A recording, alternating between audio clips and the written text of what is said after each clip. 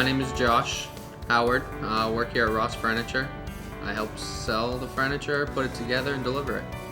Hi, I'm Jason Howard. I own Ross Furniture. I've been here 43 years. Anton Furniture. They were the owners originally. And the story that I heard was that Mr. Anton went to war and didn't make it back. Mrs. Anton sold the business to Mr. Richard Ross Payer. From 42 to 54, Ross Payer ran the store. In between that, there was a fire. That fire was caused because they were sanding down the bowling alleys, and they had gallons, 50-gallon drums of lacquer, I think it was over here, and the friction from it caused it to set on fire. It took about a year and a half to get the place built back up. 1942, Richard Ross Payer bought the store off of Mrs. Anton. Ross ran it from 42 all the way to 54. He hired a man, Mr. William C. Kafkas, to run the store from 54 to 1978. They both turned 62 in 78, and Ross sold it to Mr. Kafkas. Mr. Kafkas sold it to me in 1997, so it's been a long 74 years now.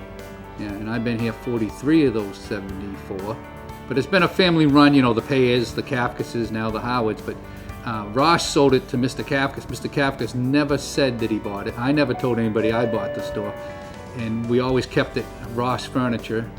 Well, things are going to change, of course, when Josh owns it, and it's changed a little bit. My brother-in-law Eric Roy came in here, and he made a lot of changes, and my brother Andrew, they're younger than I am. And I'm old school. I was raised old school. You know, I was raised by a guy that lived through the Depression. You know, so for me, computers, I just don't use them. He uses them. They all use them. And I'm paper and pencil. And we write up our sales still on a 4. You wind it up and you get the 4 pieces of paper out. You give a customer one, the delivery guy one, the bookkeeper one. So this is what used to be here, was our oldest form of writing up. Yeah, last year it broke, unfortunately, but 4 carbon papers would come out. One's a customer receipt, one was for us there, and fortunately it broke, so we switched to our new, what was it, 60s you said? 50s. Yeah, so our new 50s machine here. Very easy to use. I don't see myself ever changing those 4 carbon papers. I mean, that's what I'm gonna grow up doing, and people love it too. I mean, it's a cool piece of history. People love seeing our old cash register in the back.